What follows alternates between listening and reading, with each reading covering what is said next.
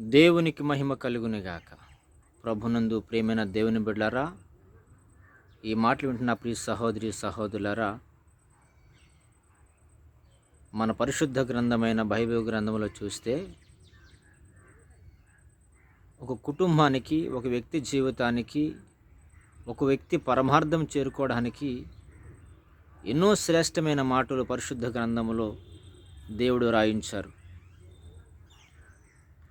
ఎవరైతే ఆ మాటలు ధ్యానం చేస్తారో, ఎవరైతే ఆ మాటలను హృదయంలో తీసుకోగలుగుతారో వారి జీవితాలు కట్టబడతాయి, వారి జీవితాలు మార్చబడతాయి, వారి జీవితాలు ఒక ఉన్నతమైన ఉద్దేశాలతో నింపబడతాయి. లూకా సువార్త 22వ అధ్యాయంలో 39వ వచనంలో ఒక మాట ఉంది.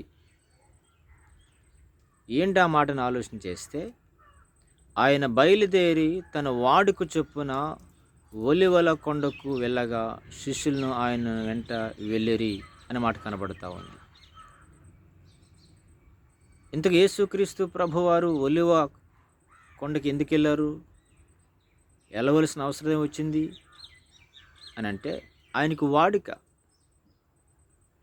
ప్రతిదినము ఆయన వాడిక అన్నమాట.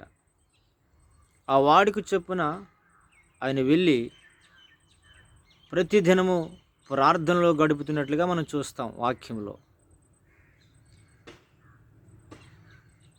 ఈరోజు నీకు నాకు ఎలాంటి వాడుకుంది? నువ్వు ఎలాంటి వాడుక కలిగి ఉన్నావు? దేవుడు మనతో మాట్లాడుతూ ఉన్నారు. నీకు స్నేహితులతో గడిపే వాడుక నీకు అలవాటు ఉందేమో, లేకపోతే మొబైల్తో గడిపే అలవాటు నీకు ఉందేమో, లేకపోతే ముసలం ముచ్చట్లతో గడిపే వాడుక నీకుందేమో, లేక లోక కార్యకలాపాలతో వాడుక కలిగి అలవాటు నీకుందేమో. అది మంచిది కాదు నా ప్రియ సహోదరి సహోదరుడా. ఎలాంటి వాడుక కలిగి ఉండాలి తెలుసా? దేవునితో గడిపే వాడుక నీకు ఉండాలి. దేవునికి స్తోత్రం కలుగునుగాక. ఎవరైతే దేవునితో గడిపే వాడుక కలిగి ఉంటారో వారి కుటుంబాలు దీవించబడతాయి, వారి కుటుంబాలు ఆశీర్వదించబడతాయి, వారి కుటుంబాలు పరమార్థము చేరుకుంటాయి. దేవునికి స్తోత్ర. దేవునితో గడపకుండా, దేవునితో గడపాలనే ఆశ లేకుండా, ప్రార్థనలో గడిపే వాడుక లేకుండా నువ్వు దీవించబడలేవు, నువ్వు మేలు పొందలేవు.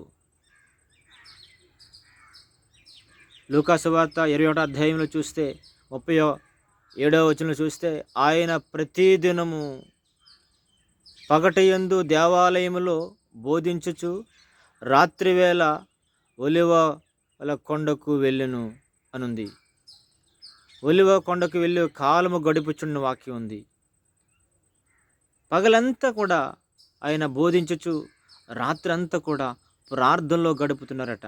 యేసుక్రీస్తు ప్రభువారే రాత్రి అంతా ప్రార్థనలో గడిపితే ఈరోజు దేవుని నమ్ముకున్న మనము ఇంకెంత గడపాలి? ఇంకెంత ప్రార్థనలో వాడిక కలిగి ఉండాలి? ప్రియ సహోదరి సహోదరుడా, నీకు వాడుకుంది. నేను చాలా విషయాలు చెప్పాలనుకున్నాను, మరి సమయం లేక మీతో చెప్పలేకపోతా ఉన్నాను. చాలా విషయాలు చెప్పాలనుకున్నాను. ఈరోజు నువ్వు వాడుక కలిగి ఉండవలసిన ఏ విషయాలు తెలుసా? ప్రార్థనలో వాడుక కలిగి ఉండాలి, దేవాలయంలో గడిపే వాడుక కలిగి ఉండాలి, కన్నీటి ప్రార్థన వాడుక కలిగి ఉండాలి. ఈరోజు నువ్వు అలాంటి వాడుక కలిగి నువ్వు అలవాటు నువ్వు నేర్చుకుంటే నీ జీవితం ఒక ఉన్నతమైన ఆశీర్వాదాలతో నింపబడుతుంది. దేవునికి స్తోత్రం కలుగునుగాక. హల్లెలూయా. ఒక ఉన్నతమైన ఆశీర్వాదం నింపబడాలి అంటే అలాంటి వాడుక కలిగి నువ్వు ఉండాలి. లేదండి, అలాంటి నాకు వాడుక నాకు తెలియదండి అని నువ్వు తప్పించుకు తిరుగుతున్నావేమో. ఎవరైతే అలాంటి వాడుక కలిగి అలవాటు చేసుకుంటారో వారి జీవితాలు, వారి కుటుంబాలు, వారి వ్యక్తిగతంగా వారు ఎంతో దేవుని యొక్క ఆశీర్వాదాలు, ఆ బ్లెస్సింగ్స్ వారు పొందుకుంటారు. దేవునికి స్తోత్ర. అలాంటి ఆశీర్వాదాలు, అలాంటి దైవ దీవులు పొందుకోవాలని ఆశిస్తూ కోరుకుంటూ ఈ మాటలు ముగిస్తున్నాను. దేవుడి మాటలు దీవించి ఆశీర్వదించునుగాక. ఆమెన్. ఆమెన్.